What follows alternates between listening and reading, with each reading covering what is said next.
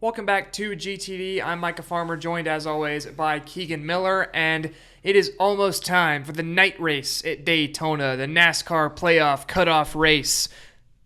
I love what you're doing over there. But there are two drivers not locked in yet on points. It is Tyler Reddick and Alex Bowman. Anyone can win. Anyone can get in. Cody Ware still has a chance to be the 2025 NASCAR Cup Series champion. Sure. It's technically still true. Yes, still somehow true, yet somehow so not true. Yes. But with that being said, But remember what they said on Twitter. The point of the championship is not to crown the best driver. All right, moving on to Daytona, because we could talk for hours ad nauseum about everyone's opinions on this whole playoff. And we will. But Daytona, it is the culmination of the regular season, the playoffs. Now, we don't get a battle for the regular season champion. William Byron claimed that. Kyle Busch saw to that. Yeah, because Kyle Busch didn't like Chase Elliott last weekend. But, all right. Danico's all mine. We'll just get into the meat, all right? I just want yes or no right now, and then I'll move on to the next question. Is there a new winner? Yes. Okay. What happens to the playoffs with said new winner? Meaning, does Alex Bowman or Tyler Reddick advance? I am very scared. I am a Tyler Reddick fan, and I need a trusted adult. I'm very scared. He finished second in the spring Daytona 500, and as a Tyler Reddick fan, I can tell you, at the super speedways, he usually has one really good race and one absolute stinker. Look at Talladega last year. And this year, had the really good race, finished second.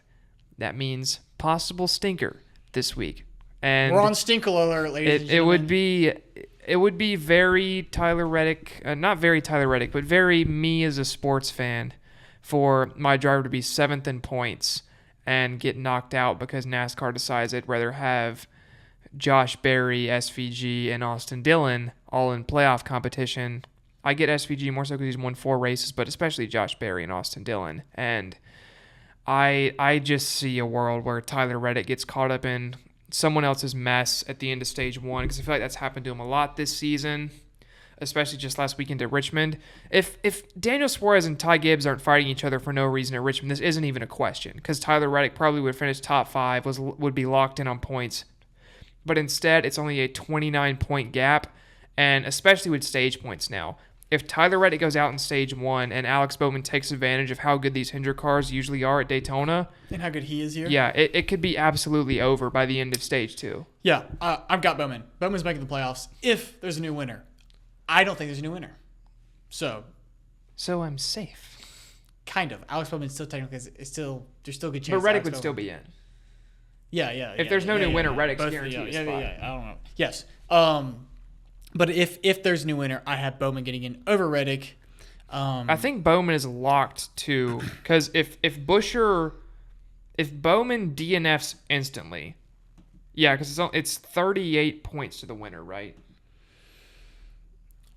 If he wins, if Buescher wins, he doesn't have a win. No, but you're saying with no new winner. With no new winner, I think Bowman's guaranteed a spot because he has a 60-point gap to Buescher. I don't technically know if he's mathematically guaranteed, but I think I'm pretty sure he is, because Buescher would have to win both stages and the race, and that's if the race win it's 40 points.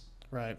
Which it used to be, but I don't know how it is with the new charter agreement if it's less. Yeah, I think Bowman's pretty safe, unless obviously Buescher goes and wins, but that's a different topic. So you said there's a new winner. Who is it? It's Brad Keselowski. RFK is making the playoffs, and it's the number 6 car once again. Welcome back to the playoffs, Brad Keselowski. And he's not going to have a stinker like last year when he just made the playoffs. He's going to make it at least to the round of 12 this time. And I wish I could believe that. Yeah, I think Brad Keselowski is way overdue at a plate track. The RFK cars are fast here every year, especially when Ryan Preece isn't doing his best space shuttle launch impression. And with that Ford logo on the front. Yeah. So, Chris Buescher has some wins in the summer race here for RFK in the recent years, did that. I just think it's Brad's time. He doesn't have a win yet this season. None of the RFK cars do, and I think that's a travesty because they're the 3rd best team by average team finish in the sport, and they can miss the playoffs entirely. I don't think they do. I think Keselowski wins this one, possibly by causing the sport ender with a block, but let's not talk about that yet. I think he wins it, though. I'm also going with Ford. It's not an RFK Ford. It's a Penske. Shocker. Penske had a plate track. Ryan Blaney. No Austin Cindric out of Penske. No, I may hint on him later. But I got Ryan Blaney. I just think top 5 plate racer, and you're not picking him. I just think wow. I'm dead serious. Oh, I know you are. Yeah, I know, and that's why I'm just gonna glance over that. Yeah. I mean, Ryan Blaney. That's not a hateable pick. I mean, you can. He's just. I feel like he's had such bad luck. So if he can just, maybe he used up all of his maybe all of the super speedway bad luck drivers you remember Talladega in the spring when I used that exact logic to pick him and he crashed? Exactly. So maybe all that bad luck that drivers have for this night race at Daytona, actually, he used. When I was at Talladega in the spring, I was talking to Mike Joy about this because he asked me who we both picked for this race, and because I was up there interviewing him that weekend for those of you who haven't seen the episode from earlier this spring, and I was talking to Mike and I was like, okay, so I have a podcast with my friend, we do race picks every week, and he's like, so who'd you guys pick this weekend? And you had, I think, a Hendrick driver that weekend. I think I had Busher. Busher had Busher. No, you had Busher? Okay. I told him that, and he's like, well, one of the other people in their local group that they do picked Busher. And then I was like, I went with Ryan Blaney. He's like, I'm not so sure about that. I was like, well, all of the bad luck, it has to turn around, right? And he was like, I'm not sure about that. And then he wrecked. And I was like, never doubt Mike Joy. So you might want to run this by Mike Joy first before picking Ryan I'll shoot Blaney. a text. I'll shoot a DM. We'll get back. I may change my pick. But right now I'm sticking with Ryan Blaney. And then I have Allmendinger, who you typically think at for road courses, but he's also just sneakily good at Talladega for some reason. I don't think that number is transferred to Daytona. He's just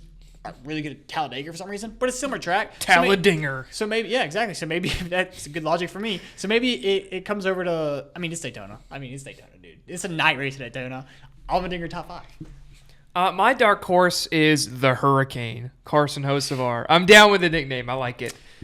Yes, he's in the way that the racing has been at these tracks with fuel savings. Speaking of causing the sport ender to win the race. He's going to be making moves. The problem is he going to make too much moves and cost himself a win, or is he going to make just enough moves to cost everyone else a win and win the game and have everybody mad at him? Listen, buddy. I know Carson Hocevar. This guy would never be over-aggressive. Oh, okay. I'm not worried at all now. Yeah. At all. It's never happened once. He apologized. He said he's never going to do it again on Twitter. So yeah. I believe that. You don't believe that guy? Watch a Chili's commercial and tell me that's a bad guy. It's not a bad guy. He's going to ride the Dente all the way into the NASCAR playoffs. I feel like every time they've done the ride, they think that car's actually blown up in the race. It has.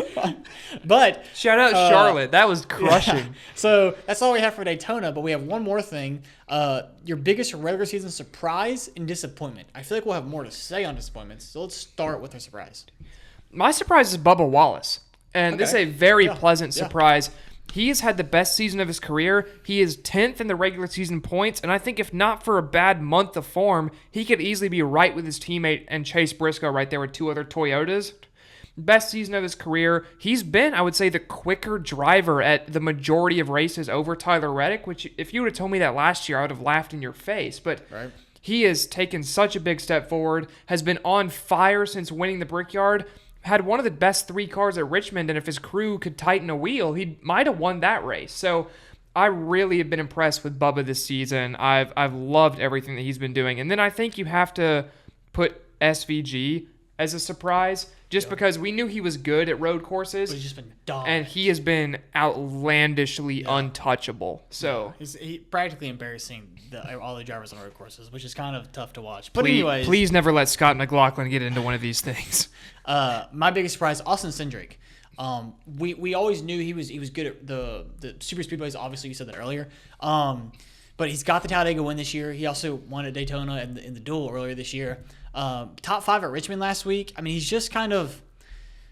I know he's really been on or way off. There's kind of no in between with him. He's either like top 12 or like back half of the top 25 or beyond 25. But I think he's just been to be where he's at in playoff points and just standings. He's 15th in regular season standings. That's from your third Penske driver. That's at least respectable. Yeah, that's. And I think we'd agree Penske's taken a step back this season as a whole. Yeah, and I think, but honestly, you say Penske's taken a step back. He's kind of just been the same, even with where other drivers Ryan Blaney, I would say Logano. Penske equipment, right? But you notice it with Blaney and Logano. I don't think you notice it with Austin Cindric. Yeah, if anything, he's running slightly better at these typical just cookie cutter tracks. Right. One other guy I do want to give a shout out to on the surprises side. Ryan Preece. Yep, I knew you were about to say I was very suspect of that decision in the offseason. And if I would have told you, well, especially you, knowing your postseason prediction, if I would have told you that going into the playoffs, Ryan Preece was 34 points off being the top RFK car in the standings, I don't think anyone would have thought that. Not even close. He was the third driver coming into the season in everyone's mind. Yeah, I thought he was Busher, Keselowski, Preece. I thought he was a waste of a seat at Stewart-Haas, and I thought it was insanity for RFK to try to sign him. And I'll say, he's completely proved me wrong. I thought he was just a short track driver and nothing else. He has been more than that for RFK this season. Yeah, he's and we are going to Daytona, and it's nighttime. Ooh. All right, go ahead and get your prayers up for Ryan Preece now. Alexa, play Rocket by Def Leppard. But now on to disappointments. I'm going to let you go first because I have like 2 or 3 guys, and I think you're going to choose one of them. So you go ahead and speak, and then I'll choose another one if you choose the guy. I would say my main one is Ty Gibbs.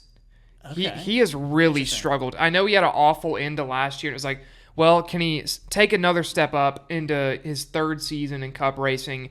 And the first third of the year was abysmal. Spent most of the time around 30th in points, and until the summer really started and we started hitting more road courses, he was nowhere.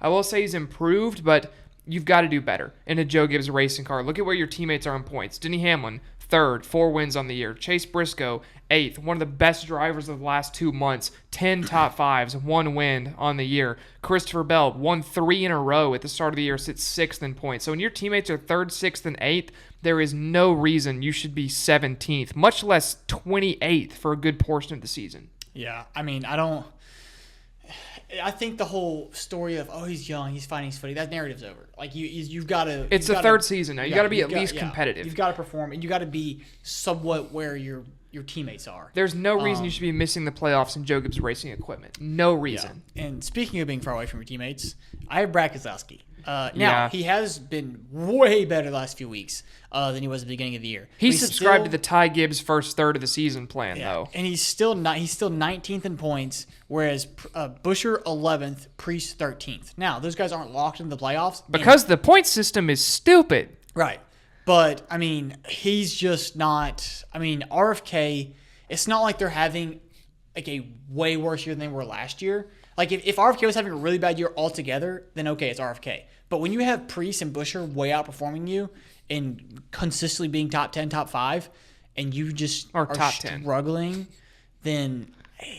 And he was like, I mean, the first half of the season, he was struggling to get a top 20. I mean, it was bad. So, I mean, that's not a shocker to anybody. Biggest disappointment, Brad Keselowski. Yeah, and I do have one more, and it's a team, and it's Trackhouse. Yes. They have been nowhere this year. Ross Chastain with the Coke 600 win. I have no idea how he did that still. Only has 3 top 5s, 10 top 10s on the season. You look at Daniel Suarez, he is 29th in points, has just 5 top 10s, 1 top 5, and without road courses, Shane Van Gisbergen's not even in this conversation. This makes me very curious to see. There's been a lot of rumors and chatter about Trackhouse moving OEMs. I'm very curious to see if that's the big issue. Because, I mean, obviously, if you come out and say, like, oh, yeah, we're not going to be with Chevy next year, how do you think Chevy's going to take that? They're obviously not going to get great And they stuff. Are ECR engines, but still, Trackhouse, if you're ECR engines, you're the top ECR engine car with Chastain, and then Kyle Busch, a works ECR car, 16th in points, 2 spots below you. AJ Allmendinger in a Colleague car is handily beating the other 2 Trackhouse cars in the points. Yeah. And that's especially embarrassing, I think, for Daniel Suarez. Yeah, I think he's had a huge disappointing year. I mean, it's just, he's trying to find a spot for next year. And I'm not saying whether or not he'll get one or not, but it's just, I could see him in the 10 if Colleague doesn't want to hold on to Ty Dillon. Yeah. So it's just been a rough bout for him this year. I don't know if that's because he knew he was on the out and Trackhouse knows he's on the out, so they're not really helping him out. We've seen he's talented. Like the Sonoma win was a great win from him. The Atlanta win, I would say, was opportunistic, but Atlanta, we've seen it takes skill. He had to put himself there with the last lap to be able to make that move. He's not a bad driver. I remember watching this guy win an Xfinity Series championship thinking, oh, this guy's going to be a Cup star. He had risen so quickly through there. And then it just never quite clicked, I feel like, with Joe Gibbs, then with Stewart-Haas. I think he got bounced around too quickly. I think especially JGR quit on him at the Cup level a bit too quickly. Yeah. But it it feels like it's going to be a very big what if for Daniel Suarez, where there was so much talent, and I'm not sure if it ever got fully realized. Yeah, I don't know, but I mean, we wish him all the best of luck in the offseason. I'm sure he'll find a ride. Even just take his. Yes, he's got the talent, but he gives you so much, just like markability and fan base wise, that he's a steal for any team to go get. But with that being said, that's all we have for NASCAR. All we have left to do is watch Daytona, the night race, which we said 100 times because we're excited for it. Yes. But that's been Micah. I've been Keegan. Like, subscribe, comment who you think's going to win the race, or if Alex Bowman or Tyler Reddick gets in off points if there is no new winner. And we'll see y'all in the recap.